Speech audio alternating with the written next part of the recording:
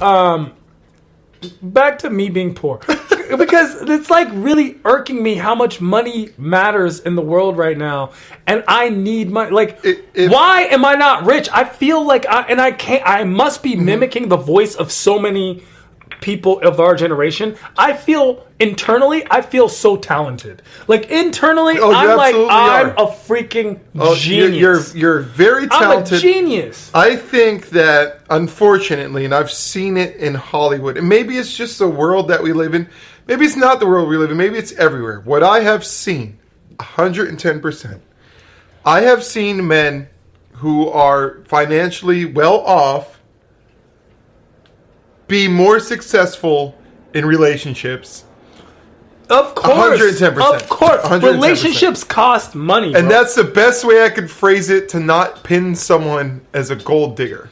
But it's not about being a gold digger. It's about quality of life. Like, you are able to provide. Exactly. It's simple things like, hey, would you like to go to dinner? And I can afford to pay for dinner. Like, I went out to... Yeah, I went with Aiko. Okay, I went with Aiko from the Laugh Factory to dinner last night, right? Uh-huh. And we went and had dinner. It was like a business talk. Yeah. And I paid for dinner, and it still cost $100 on a simple Monday before my show. Oh, yeah. You can expect to pay that bill, that $100 for any meal in LA, especially if you want to get drinks, you have to tip. And actually in LA, there's something called a service fee, which I haven't seen in DC. I still don't know what it is, but just want to throw this out there. There's some hardworking bartenders and waiters and waitresses, and these people do not get tipped off of the service fee. So tourists coming to LA and residents of LA, when you go out to dine, so what's the service fee? It's just for the benefit of, it's a way for the owner to make more money, and then in LA and basically get back the city of LA for the taxes they impose on business owners. That's their way of making some of that back. I wonder how many of us at home are like, man, I wish I was rich, or man, I wish because look, even to date the girl that I want to date, I have to be rich. It's like, deeper than that. To date her, not because that girl that dates the girl that I find attractive dates rich. Now, let me tell you the trick. I call it the trickle down system. So what's happening is this: it's not so much about if you had money, then you'd be able to afford dating or taking out the woman you want to take out. This is a bigger, sadder issue of it. Okay, if you are a talented person, you have ambition, but you have a lack of resources. Not only do you not have enough money to take out that lady you want to take out, but more importantly, you don't have enough money, even if it's a smaller amount of money, to fund yourself to become the person you want to be to match with that person you want to be with. Yo, so real. So real. So real. Like, I'll give the perfect example. I have so many actor friends right now. They want to join the union. They've paid their dues. The union costs $3,500 to join. Or they want headshots from the best photographer in LA, and they can only do the $100 headshots and can't afford the $600 to $1,000 headshots that your agent requires. Small steps that prevent you from being successful when you're doing the work because you simply have a lack of resource.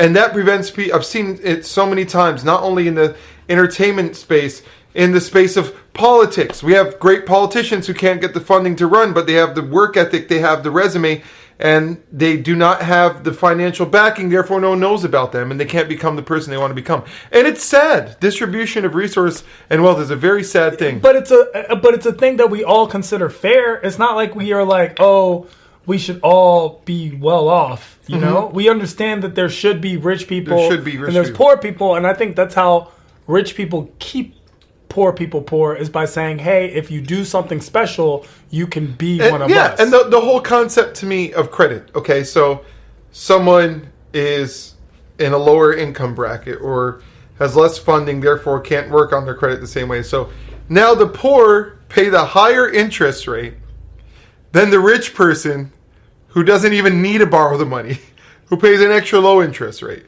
Why is a person with less wealth paying more to achieve the same thing? I think there needs to be some sort of reform so there is a greater potential for upward mobility. Bernie! The other argument is this, and I also firmly believe in the other side.